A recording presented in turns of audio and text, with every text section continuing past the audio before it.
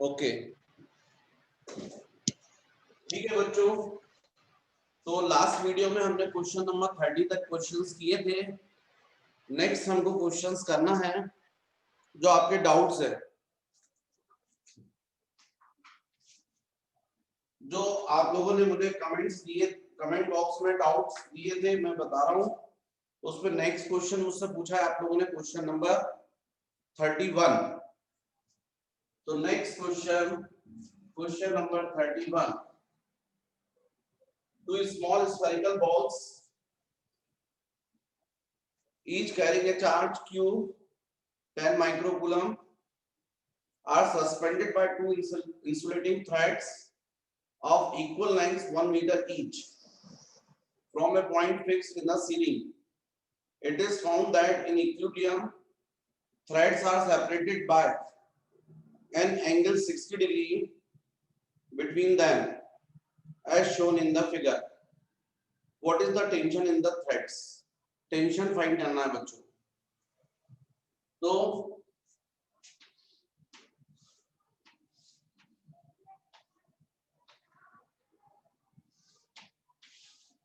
ये complete angle 60 degree है, half angle 30 हुआ,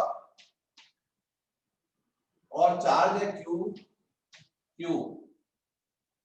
हालांकि क्यू की वैल्यू हमको क्वेश्चन में गिवन है 10 माइक्रोकूलम, और थ्रेड्स की लेंथ हमको गिवन है 1 मीटर।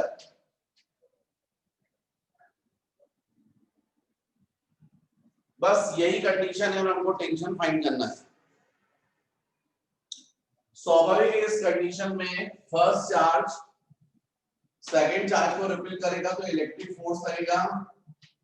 इस चार्ज का वेट होगा mg और थ्रेड पे टेंशन होगा T।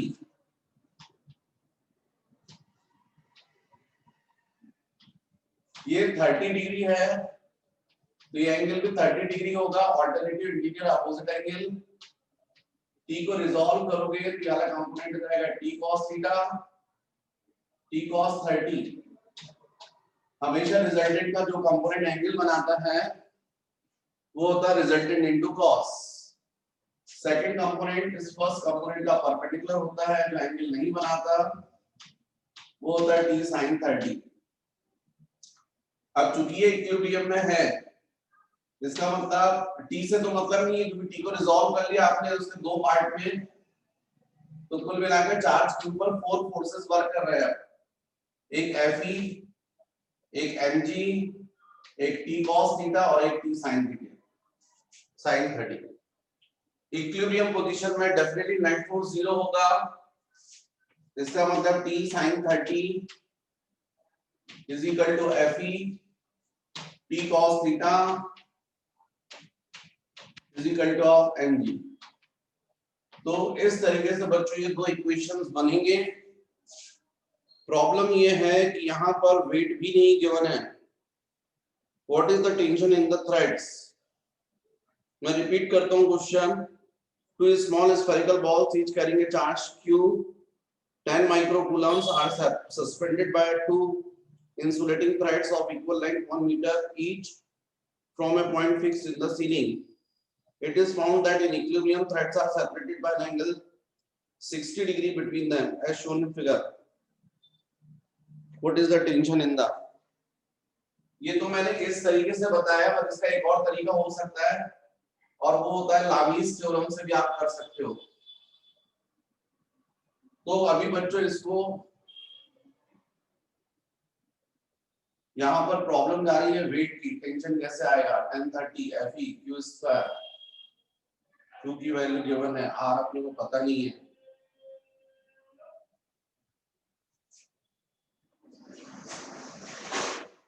इसको लामीस थ्योरम से ही करना पड़ेगा, नहीं तो नहीं हो पाएगा, वेट नहीं गिवन है।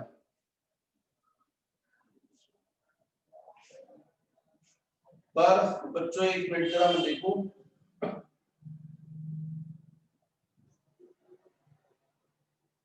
नहीं होगा, आपको यहाँ पर लामीस थ्योरम अप्लाई करना पड़ेगी।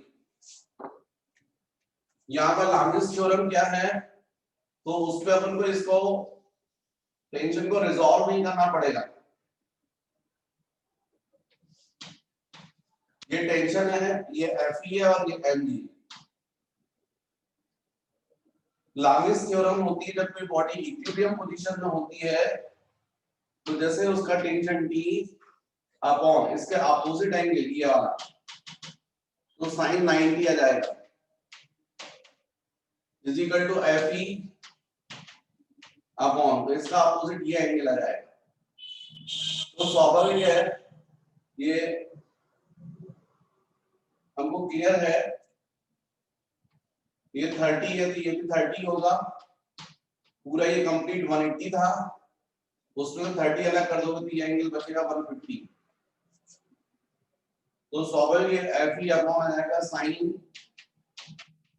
150 और एम जी अपॉन, तो ये अपोजिट एंगल आएगा एम जी, तो 90 है 30, तो साइन 90 प्लस 30 120।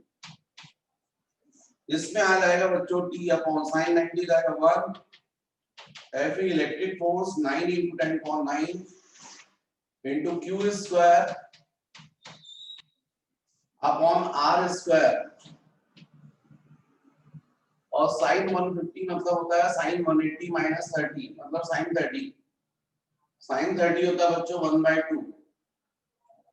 तो इस तरीके से tension T is equal to ये 2 ऊपर में चला जाएगा न्यूमरेटर में, तो 9 into 2 18 into 10 power 9, चार्ज हमको 10 माइक्रो गिवन था तो मैंने डायरेक्ट वैल्यू रख दी है, तो ये हो जाएगा 100 माइक्रो स्क्वायर मतलब 10 to the power minus 12 upon r square.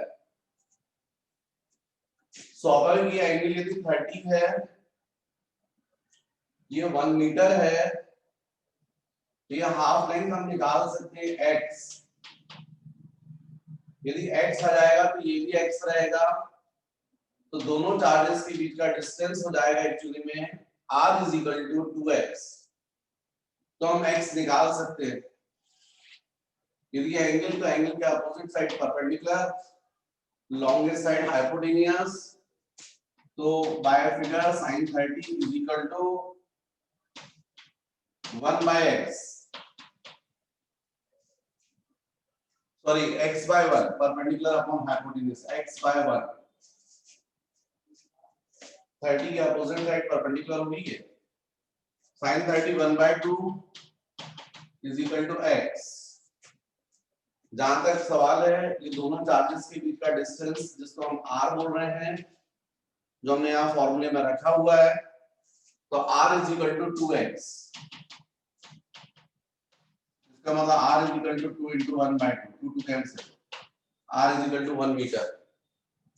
यहाँ पर सब्स्टिट्यूट कर लीजिए t इज इक्वल टू और सॉल्व कर लीजिए, r1 रख दोगे तो 1 स्क्वायर 1 होता है, कुल मिलाकर इसके ऊपर सॉल्व करना है, ये हो जाएगा 10 to the power 9 into 100 10 to the power 11, जबकि ये कुल मिलाकर बच्चों सॉल्व करने से आएगा 1.8 न्यूटन। तो ये क्वेश्चन जो है हमको लामीस थ्योरम से सॉल्व करना पड़ेगा।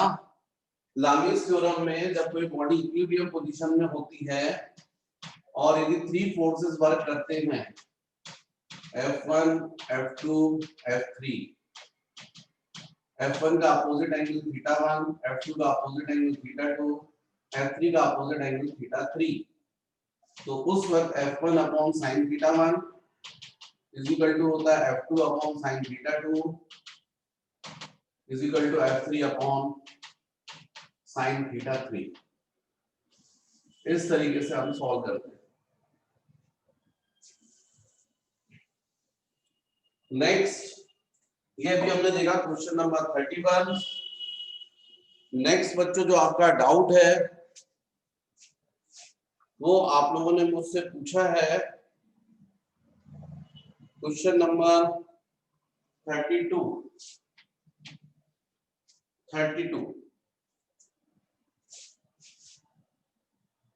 तो क्वेश्चन नंबर 32 है बच्चों,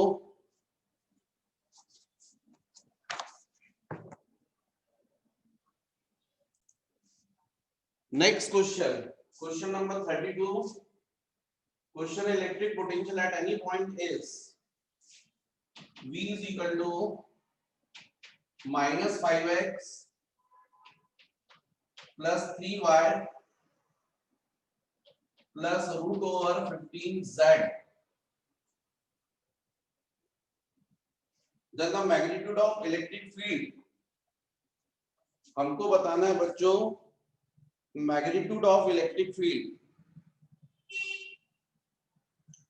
बड़ी प्रॉब्लम है क्योंकि यहाँ पर v जो है वो x कोऑर्डिनेट भी है, y कोऑर्डिनेट भी है और z कोऑर्डिनेट भी है, तीनों कोऑर्डिनेट हैं. तो आपको तो मेरे ख्याल से क्योंकि दोनों में फर्क ये है कि इलेक्ट्रिक पोटेंशियल स्केलर क्वांटिटी है और इलेक्ट्रिक फील्ड वेक्टर क्वांटिटी है. तो आपको पहले तीनों निकालना पड़ेगा. Ex तो Ex हो जाएगा dV by dx, change in potential with respect to x, मतलब इसका डिफरेंशिएशन करना पड़ेगा. और जब इसका डिफरेंशिएशन करेंगे तो यहाँ -5 आ जाएगा, ये और ये खत्म हो जाएगा. ऐसे ही आप Ey निकालेंगे मतलब dV by dy हो जाएगा, इसी का डिफरेंशिएशन करेंगे विद रिस्पेक्ट टू y. तो नो डाउट यहाँ पर इसका मैग्नीट्यूड आएगा 3 क्योंकि x डायरेक्शन में चेंज नहीं हो रहा और y डायरेक्शन में भी नहीं, केवल इसका डिफरेंशिएशन हो जाएगा. इसका जाएगा 3 और Ez ये आ जाएगा dV अपॉन dz और ये आ जाएगा √15.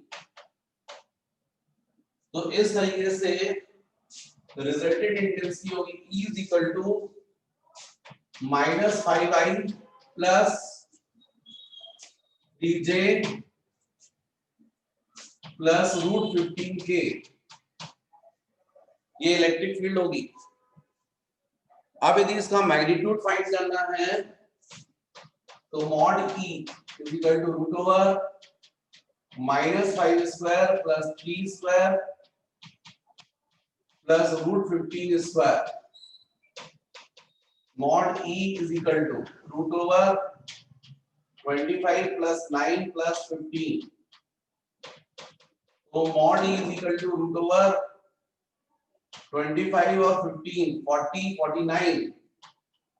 Mod E is equal to of 7. तो इसका बच्चों करेक्ट आंसर आना चाहिए क्वेश्चन नंबर 32. इसका करेक्ट आंसर होना चाहिए 7. नेक्स्ट आपने मुझसे पूछा है क्वेश्चन नंबर 34. किसी का डाउट है क्वेश्चन नंबर 34.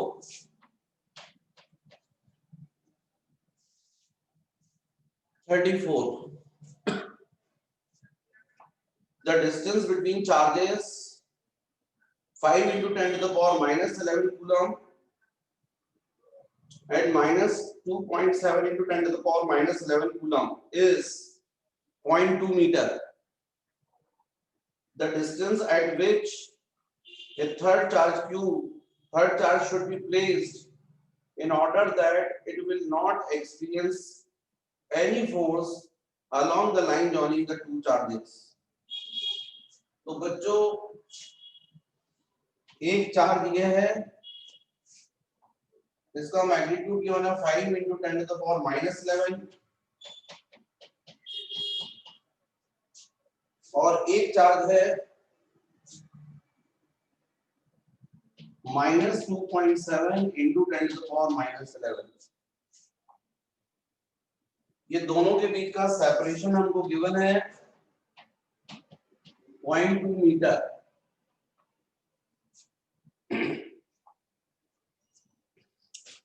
क्वेश्चन में हमसे पूछा है the distance eight which third charge should be placed in order that it will not experience any force along the line joining the two charges. यहाँ बच्चों एक प्रॉब्लम आ रही है. एक चार्ज हमको क्वेश्चन में पॉजिटिव बोला गया है और एक चार्ज जो है वो हमको नेगेटिव बोला गया है. जरा आप समझें, इनको यदि ज्वाइन करने वाली जो लाइन है उस पर यदि आप यहाँ पर चार्ज रखेंगे प्लस क्यू, तो पॉजिटिव चार्ज उसको रिपेल करेगा और नेगेटिव उसको अट्रैक्ट करेगा। मतलब दोनों के कारण फोर्स जो है वो इस डायरेक्शन में लगेगा। वैसे भी हमेशा पॉजिटिव चार्ज पर फोर्स किस डायरेक्शन में लगता है? Along the direction of electric field. जब आप यहाँ पॉजिटिव चार्ज रख रहे हो और नेगेटिव चार्ज, तो डेफिनेटली ये सपोज ए बोल रहा हूं मैं, इसको बी, या इसको मैं 1 बोल रहा हूं और इसको 2, तो इलेक्ट्रिक फील्ड नो डाउट 1 से 2 की तरफ होगी। अब इनके बीच में आप कोई भी चार्ज रख दीजिए पॉजिटिव, उस पर नेट फोर्स जो लगेगा वो इसी डायरेक्शन में लगेगा 1 to 2 की तरफ, क्योंकि इलेक्ट्रिक फील्ड जो है वो ऐसी डेवलप हो जाएगी प्लस से माइनस की तरफ। कभी भी इलेक्ट्रिक फील्ड में किसी चार्ज को आप रखते हैं और यदि वो चार्ज पॉजिटिव हुआ तो उस पर फोर्स लगता है along the direction of electric field, और यदि नेगेटिव चार्ज रख दोगे तो उस पर फोर्स लगेगा अपोजिट डायरेक्शन में, अपोजिट टू इलेक्ट्रिक फील्ड, मतलब 2 से 1 की तरफ।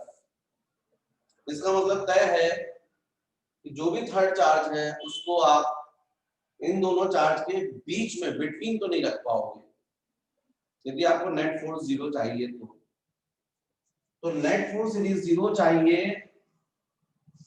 तो हमेशा थर्ड चार्ज को जिस चार्ज का मैग्नीट्यूड कम होता है उसके क्लोज में, उससे दूर रखते हैं, मतलब यहां रखना पड़ेगा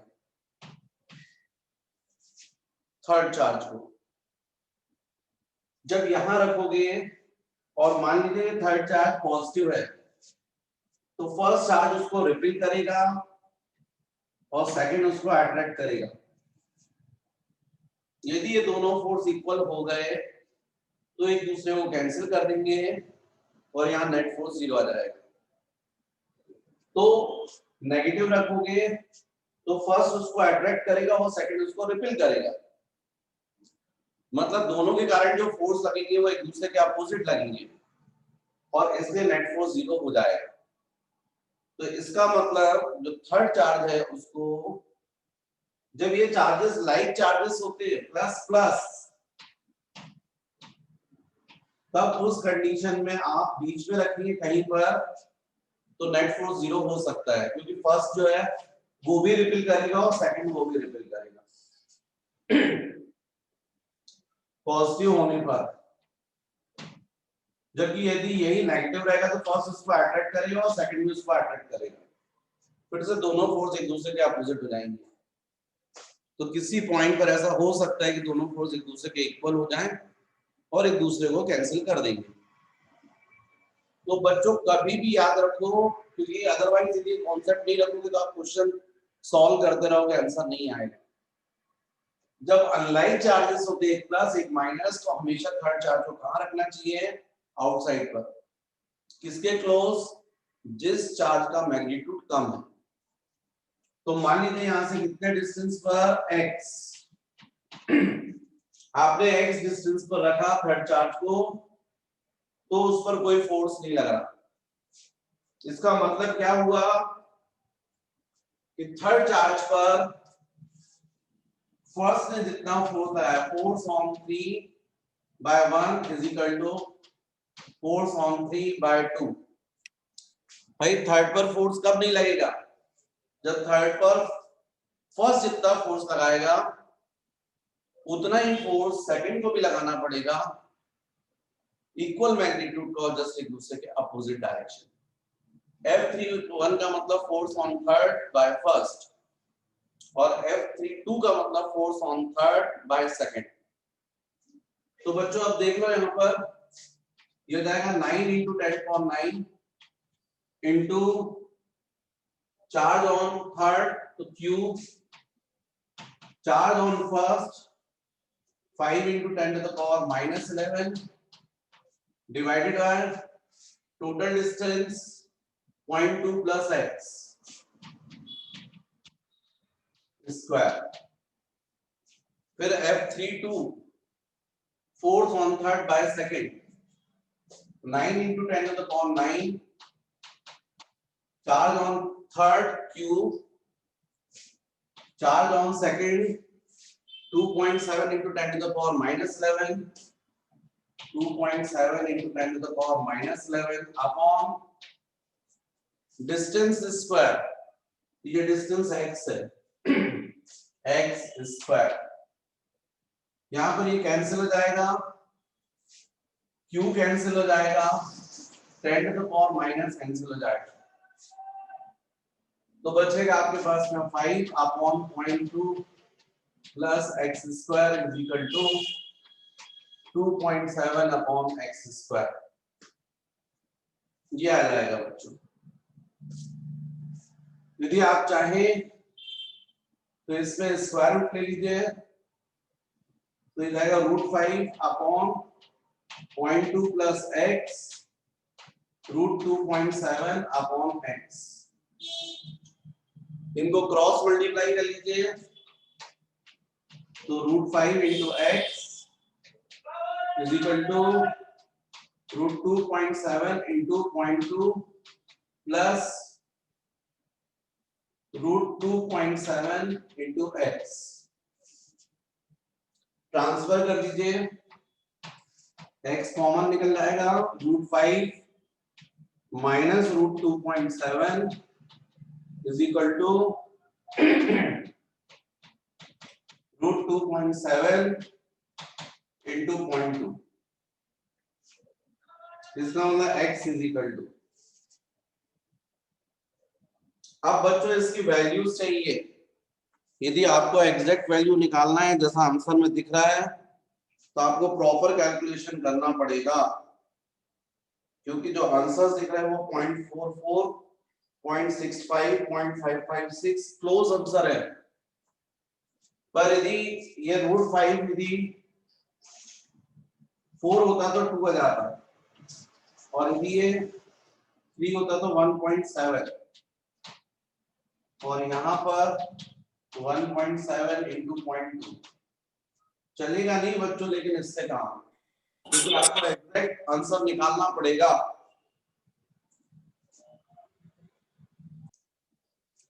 तो बच्चों इसको जब आप सॉल्व करके देखिएगा, हालांकि ऐसे क्वेश्चंस में वैल्यूज देना चाहिए इनको √5, क्योंकि देंगे वो, यदि आप इस टाइप के क्वेश्चंस रहेंगे तो आपको वैल्यूज मिलेंगी, तो इससे आप सॉल्व करेंगे तो ये सी ऑप्शन आपका मैच करेगा।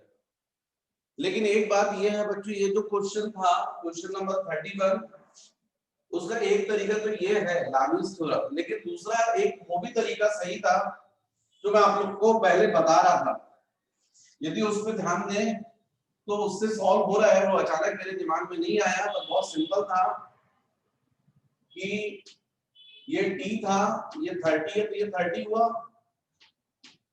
अब t को रिजॉल्व करोगे तो ये कंपोनेंट कितना जाएगा, t cos 30, और हॉरिजॉन्टल कंपोनेंट हो जाएगा t sin 30, t से आपको मतलब नहीं है, रिजॉल्व कर लिए t को, ये इक्विलिब्रियम में, इसका मतलब t sin थीटा को कौन बैलेंस करेगा, इलेक्ट्रिक फोर्स, और t cos 30 को कौन बैलेंस करेगा, mg।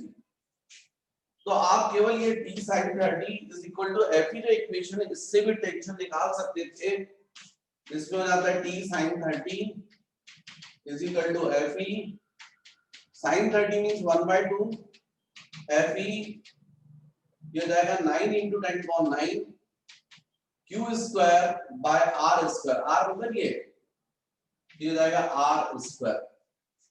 इससे बच्चों हो जाता है क्वेश्चन सॉल्व, ये t is equal to 2 cross multiply करते तो 18 into 10 power 9, q मतलब हो जाता है 10 माइक्रोकूलम स्क्वायर, और r का मतलब है x बाय सॉरी r का मतलब 2x स्क्वायर मतलब 4x स्क्वायर, r किसके इक्वल है 2x कर दोगे तो 2x स्क्वायर 4x स्क्वायर, और x की वैल्यू आप निकाल लोगे, क्योंकि ये 30 है तो sin 30 is equal to sin 30 is equal to perpendicular upon hypotenuse, तो x अपॉन 1, मतलब x ये sin 30 1/2 हो जाएगा। इससे भी आप सॉल्व करते ना तो टेंशन आ जाता है, x की वैल्यू यहाँ पर कितना रख देते हैं 1/2 स्क्वायर 1/4, ये कैंसिल हो जाता है, इसको सॉल्व कर लेते हैं तो आंसर आ जाता है। तो बच्चों अभी ये मैंने डाउट बताया आपको क्वेश्चन नंबर 34 तक, है ना। नेक्स्ट बच्चों क्वेश्चन मुझसे पूछा बच्चों ने, question number 35। A particle has a mass 400 times than that of the electron and charge is double than that of electron. It is accelerated by a 5 volt of potential difference. Initially the particle was at rest, then its final kinetic energy. जो charge particle है ना उसका mass 400 times of mass of electron है और charge of proton particle twice of charge of electron, accelerated by 5 volt. हमको बताना final kinetic energy. भाई जो चार्ज पार्टिकल है उसके उसमें पोटेंशियल एनर्जी होगी और वही कन्वर्ट होगी काइनेटिक एनर्जी। तो सीधे सीधे U is equal to Q into del V। U is equal to Q to E और del V 5 into 10 electron volt आ जाएगा बच्चों आंसर इसका। ये जो चार्ज है वो इलेक्ट्रॉन में हो गया और ये 5 वोल्ट में हो गया। तो इसका मतलब U is equal to 5 into 10 electron volt, ये आंसर हो जाएगा इसका। यही पोटेंशियल एनर्जी कन्वर्ट होगी काइनेटिक एनर्जी में, ऐसा मैंने थ्योरी में बताया है आपको। Next question number 36। An electron is accelerated to a potential of 1 lakh volts. The energy required by the electron is। बच्चों यहाँ भी वही सेम होगा, U is equal to Q into del V। Answer joules में है तो charge भी आपको ऐसा ही सिस्टम में रखना पड़ेगा। तो चार्ज हो गया 1.6 10 to the power minus 90 coulomb, volt state 10 to the power 5 coulomb into volt होता है जूल, तो जाएगा 1.6 into 10 to the power minus 14 coulomb volt, तो कि जूल होता है। तो इसलिए इस क्वेश्चन का आंसर आएगा आपका 1.6 D answer. Next question number 37। Question number 37। The radius of nucleus of silver is given. Electric potential on surface of nucleus is। Silver जो है उसका हमको एटॉमिक नंबर गिवन है N47 और रेडियस गिवन है 3.4 into 10 to the power minus 14। हमको यहाँ पर सरफेस पर इलेक्ट्रिक पोटेंशियल बताना है। तो बच्चों इस न्यूक्लियस का पूरा चार्ज निकाल लोगे आप N into E, क्योंकि जितना एटॉमिक नंबर है उतने ही प्रोटॉन्स होंगे और इसलिए पूरा चार्ज हो जाएगा 47 times of E positive. Radius given है, पोटेंशियल हो जाएगा 9 into 10 to 9 into charge Ne 47 into E upon R 3.4 into 10 to minus 40। V is equal to 9 into 47 divided by 3.4 और ये E रहेगा 1.6 into 10 to the power minus 19, ये रहेगा 9 minus 19 और ये plus 14। इसको सॉल्व करने से आपका आंसर आ जाएगा। तो V is equal to ये रहेगा 9 into 47 into 16 by 34 into 10 to the power, ये माइनस 10 4 आ जाएगा। कुल मिलाकर बच्चों इसको सॉल्व करिएगा। ये अप्रोक्सीमेटली यदि अपन देखें तो 2 आ रहा है, इनको मल्टीप्लाई कर लीजिएगा तो 47 into 9 by 2, 47 into 9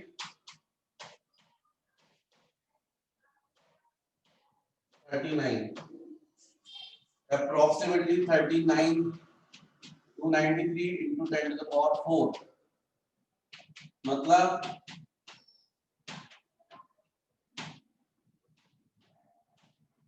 point something into 10 to the power 4, 1.96, और यहाँ पे 10 to the power 6 है तो 100 से मल्टीप्लाई कर दोगे, 100 से डिवाइड तो 1.96 into 10 to the power 6 volts। इसके क्लोज आंसर मतलब ये आंसर आना चाहिए। एग्जैक्ट वैल्यू चाहिए आपको तो फिर एग्जैक्ट डिवाइड कीजिए,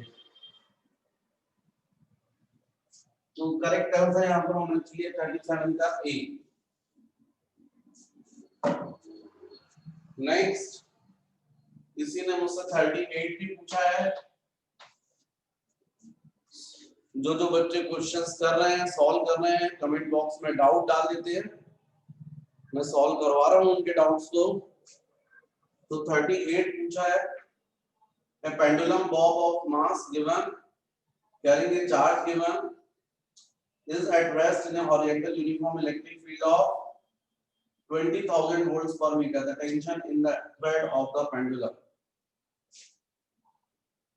The pendulum bob of mass. देखो ये ऐसा है, इलेक्ट्रिक फील्ड है, यहाँ पर ये पेंडुलम ऐसा सस्पेंडेड था, इलेक्ट्रिक कोई चार्ज है, चार्ज की वजह से इस पर फोर्स लगेगा और इसलिए वो यहां से ऐसा आ जाएगा। तो हमको भाई यहाँ पर मान लीजिए चार्ज क्यू है, इलेक्ट्रिक फील्ड है, तो इलेक्ट्रिक फील्ड की वजह से फोर्स लगेगा, फोर्स की वजह से वो ऐसा आ जाएगा। तो मास गिवन है हमको m, तो इसलिए वेट हो जाएगा mg, ये लगेगा इलेक्ट्रिक फोर्स Fe और ये हो जाएगा टेंशन T।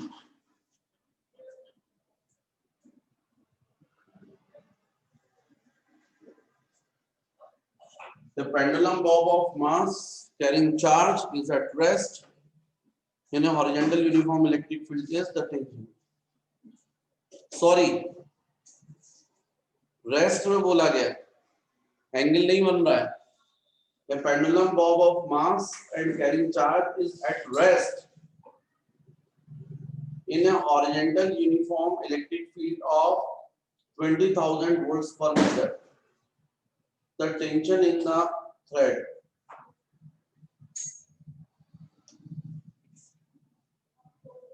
Yes sir. ये जो डायग्राम मैंने बोला है बच्चों, एक्चुअली में होगा ऐसा ही, क्योंकि पेंडुलम यदि आपने सस्पेंड किया हुआ है, यहाँ से इलेक्ट्रिक फील्ड है, तो इलेक्ट्रिक फील्ड फोर्स लगाएगी, फोर्स के कारण वो यहाँ आ जाएगा और यहाँ पर आने के बाद में रेस्ट में रहेगा, मतलब इक्विलिब्रियम पोजीशन में, मतलब कुछ ना कुछ तो एंगल बनेगा, ये theta.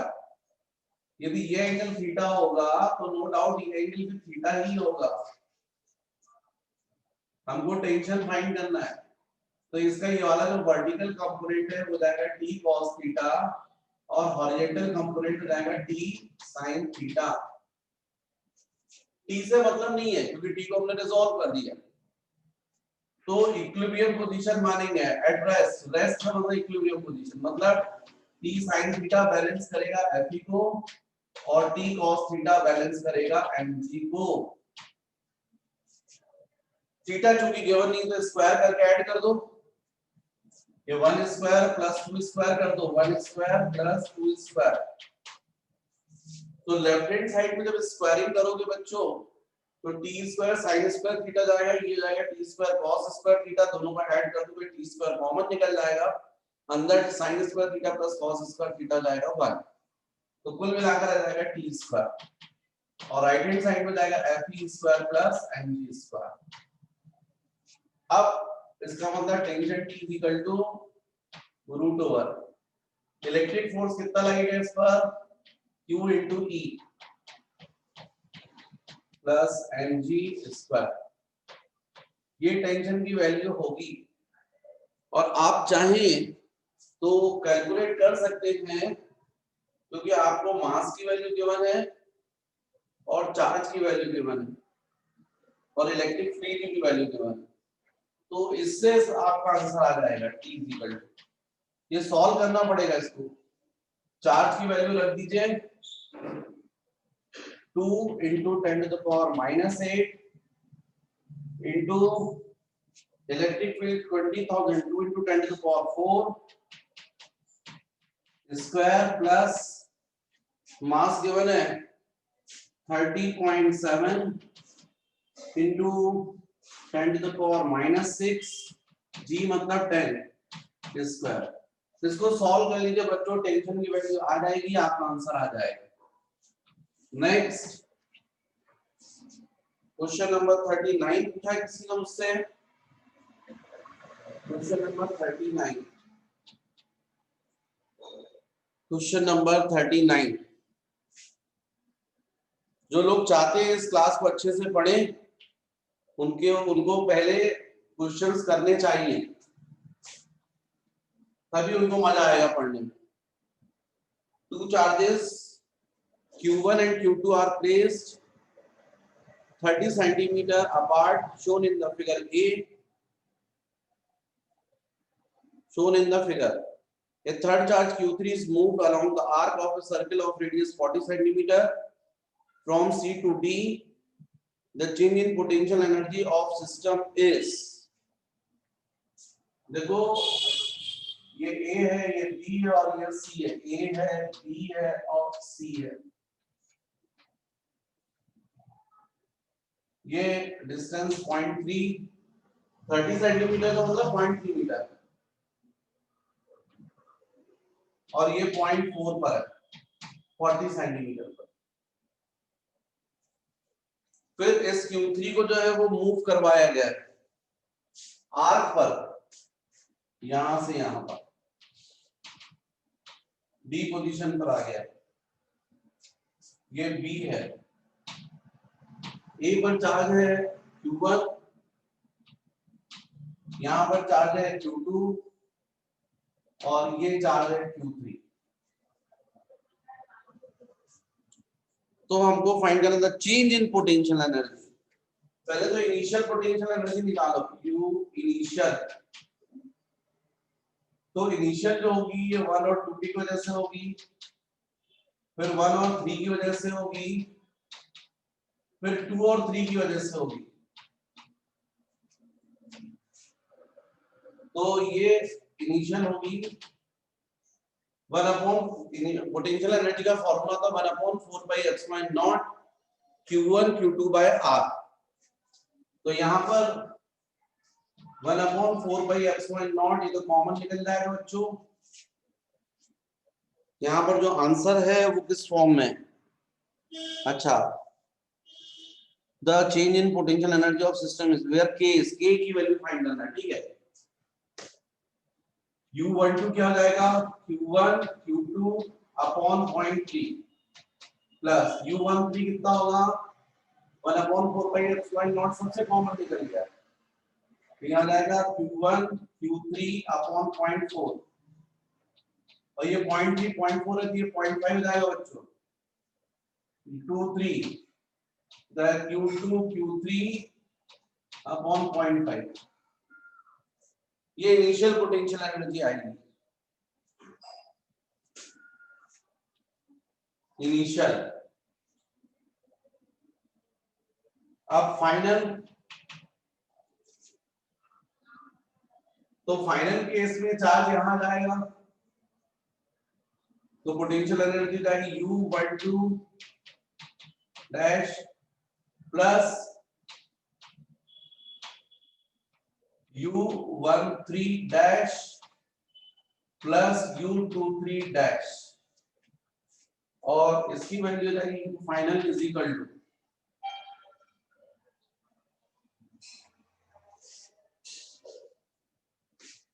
One upon 4 pi epsilon naught, फिर से कॉमन निकल आएगा, आंसर फिर से बचेगा Q1 Q2 अपॉन 0.3 प्लस 1 3 की वजह से हो जाएगा फिर से Q1 Q3 अपॉन डिस्टेंस 0.4, क्योंकि ये 0.4 हो जाएगा आर्क है ना इसलिए, प्लस ये 2 और 3 का, तो Q2 Q3 अपॉन पॉइंट, अब ये 0.1 बचेगा, 0.1 दिया जाएगा। अब change in potential energy final minus initial, इसमें से इसको सब्ट्रैक्ट करना पड़ेगा, ये 1 और ये 2, इसमें से इसको सब्ट्रैक्ट कर दो, तो 1/4 पाई एप्सिलॉन नॉट कॉमन निकल जाएगा, सब्ट्रैक्ट करोगे तो ये इसको कैंसिल कर देगा, इसको ये कैंसिल कर देगा, और केवल बचेगा आपके पास में Q2 Q3 अपॉन 0.1 माइनस 1/0.5, मतलब Q2 Q3, और Q2 Q3 भी कॉमन निकल जाएगा, तो यहाँ जाएगा Q2 Q3। सब्ट्रैक्ट करके देखोगे बच्चों, इसमें से इसको, तो ये टर्म कैंसिल हो जाएगी, और ये इसमें से करोगे तो Q2 Q3 कॉमन निकल आएगा। अब ये वैल्यू इज इक्वल टू, हमको यहाँ पर बोला गया था कांस्टेंट Q3 अपॉन, यदि हम Q3 को अलग कर दें तो Q2 बचेगा यहाँ पर, मतलब Q3 upon 4 pi epsilon not into Q2 into, इसको सॉल्व कर लो, एलसीएम जाएगा 0.5, 0.1 अपॉन 0.5 कितना हो जाएगा, 5 माइनस 1, मतलब 4/0.5, 8, कुल मिलाकर 8 टाइम्स आ जाएगा, 8 times of Q2, 8 times of Q2, A option. बच्चों ये 0.5 मतलब 1/2, 2 ऊपर चला जाएगा, 5 माइनस 1 4 होता है, 4 into 2 8 हो जाएगा, तो ये पूरा 8 Q2 हो जाएगा, 8 Q2, Q upon Q3 upon 4 pi epsilon not into this value, इसको क्वेश्चन में k बोला गया है और इसकी वैल्यू पूछा है, तो ये k की वैल्यू कितनी होगी, 8 टाइम्स ऑफ Q2, मतलब ऐसा करेक्ट आंसर होगा A। ये हो गया question number 39। Next question, question number 43।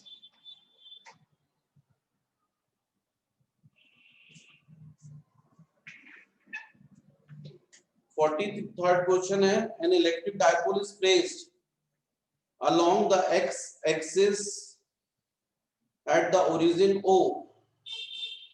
A point P is set a distance of 20 centimeter from this origin such that OP makes an angle pi/3 with the x axis.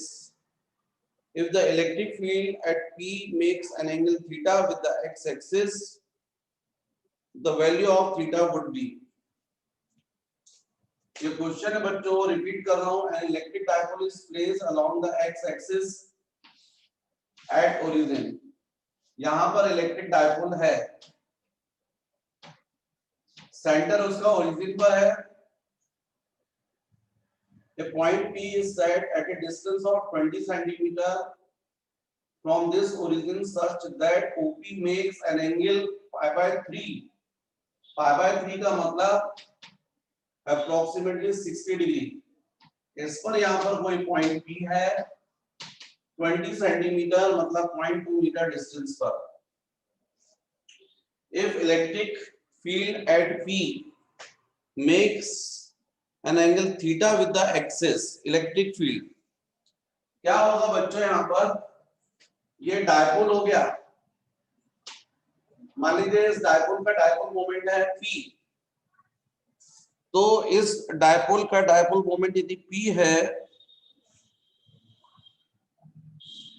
तो इसको आप resolve कर सकते हो इसके कंपोनेंट्स में। ये angle π/3 है, तो P को रिजॉल्व करोगे तो इसका एक कंपोनेंट ये आएगा जिसको आप बोलोगे P cos π/3,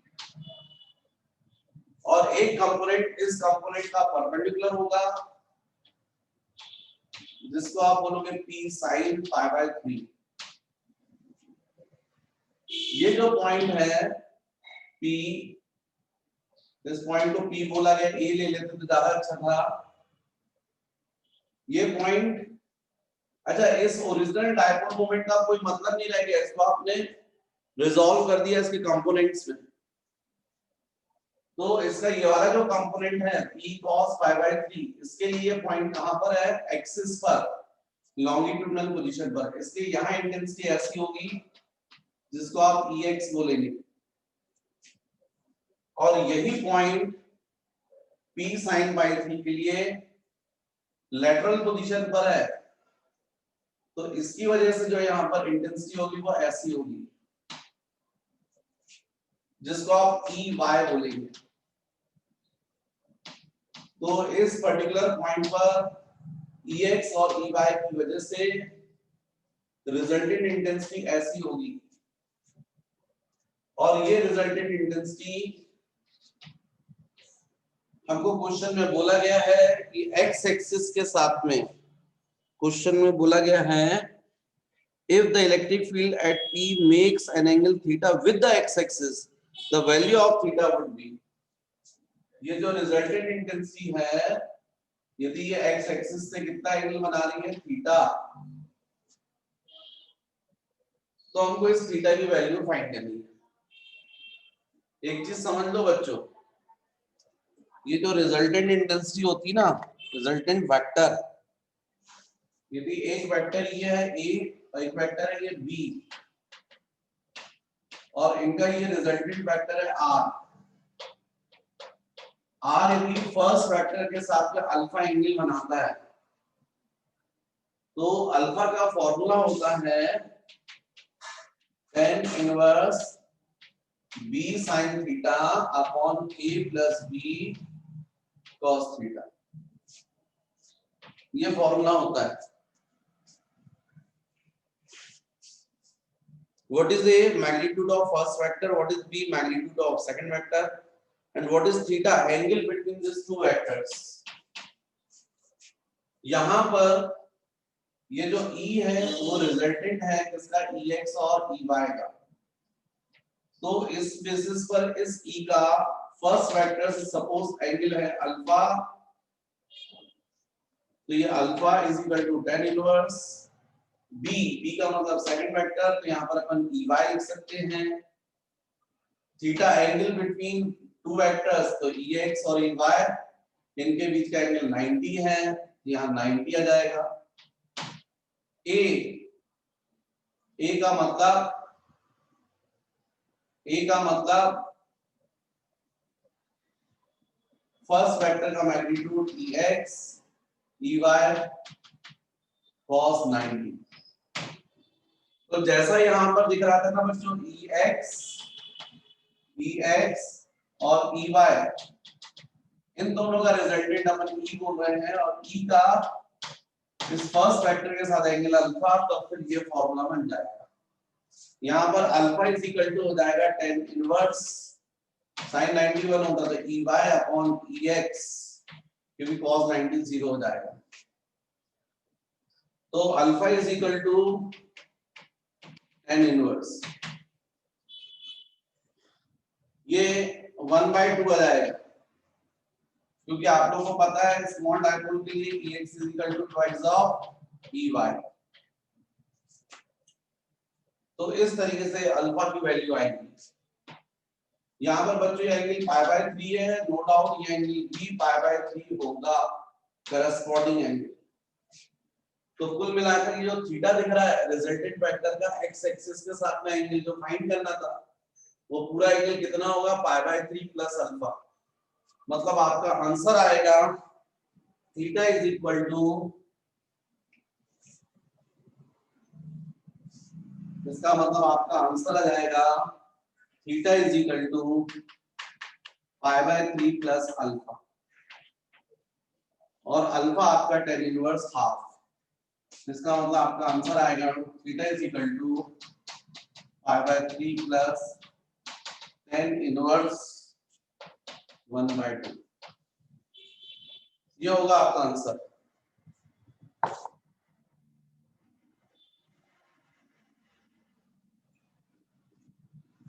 ये हो गया बच्चों क्वेश्चन नंबर 43। उसके बाद मुझसे किसी ने पूछा है question number 44। Electric charges Q minus 2Q are placed at the corners of an equilateral triangle ABC of side L. The magnitude of dipole moment of the system. एक ये Q चार्ज है, एक ये Q चार्ज और एक यहाँ पर -2Q। Equilateral triangle है, लेंथ L है। हमको magnitude of electric dipole moment find करना है ऑफ द सिस्टम। अब आप समझे, इलेक्ट्रिक डायपोल जो बनता है उसमें दो चार्ज होने चाहिए इक्वल मैग्नीट्यूड के और जस्ट अपोजिट साइन के, एक Q तो दूसरा -Q। तो डेफिनेटली यहाँ पर ये जो -2Q है इसको यदि आप रिजॉल्व करें तो -Q ऐसा आप लिख सकते हैं।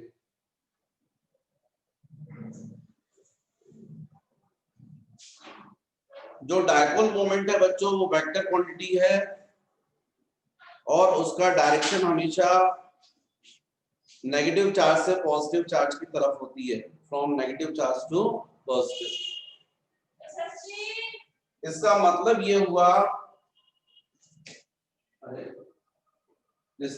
ये हुआ कि एक डायपोल इसकी वजह से फॉर्म होगा जिसको हम P1 बोलेंगे। डायपोल मोमेंट का ये डायरेक्शन होगा, एक इसके कारण होगा जिसको हम P2 बोल रहे हैं। हालांकि ध्यान रखो ये दोनों डायपोल मोमेंट इक्वल मैग्नीट्यूड के होंगे, क्योंकि dipole moment P equal to क्या होता है Q into 2a। तो यहाँ पर ये जो चार्ज है P1 is equal to P2 is equal to हो जाएगा Q into 2a। 2a किसके इक्वल होगा L के। तो डायपोल मोमेंट चूंकि वेक्टर है इसलिए फर्क केवल डायरेक्शन का होगा। दोनों डायपोल के मैग्नीट्यूड कैसे होंगे, इक्वल होंगे। अब ये चूंकि इक्विलेटरल ट्रायंगल है इसलिए एंगल कितने का होगा, 60 डिग्री का। ये Q और Q से तो डायपोल बनेगा नहीं क्योंकि यहाँ पर सेम चार्ज है, मतलब केवल यहाँ पर दो डायपोल बनेंगे और एक का डायपोल मोमेंट P1 ऐसा होगा और एक का डायपोल मोमेंट P2 ऐसा होगा और दोनों के बीच का एंगल 60 डिग्री होगा। तो इनका जो रिजल्टेंट डायपोल मोमेंट है वो आप फाइंड कर सकते हो। फॉर्मूला अप्लाई हो जाएगा P is equal to root over P1 square plus P2 square plus 2P1 P2 into cos 60। Equilateral triangle इसलिए।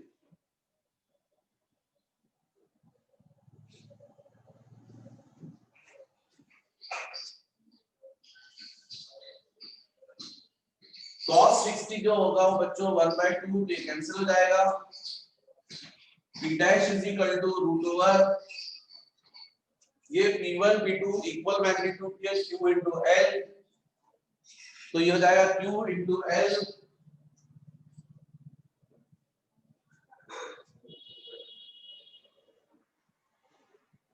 ये हो जाएगा Q into L। यदि मैं इसको P बोल दूं ना ज्यादा अच्छा है, इक्वल है ना, तो P square plus P square plus P square मतलब ये जाएगा P रूट 3। मतलब P dash is equal to P root 3 और P की वैल्यू Q into 2L है, तो कितना जाएगा root 3 times of Q into L। ये आंसर करेक्ट होगा। तो इस क्वेश्चन का करेक्ट आंसर होना चाहिए सी। हो गया क्वेश्चन नंबर 44। नेक्स्ट बच्चों 44 के बाद मुझसे पूछा है किसी ने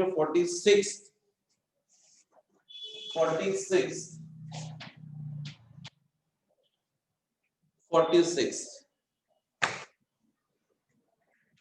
चलो बच्चों ठीक है, 2-4 क्वेश्चंस और आप लोगों के बचे हुए हैं, ये मैं कवर कर दूंगा आपके नेक्स्ट वीडियो में।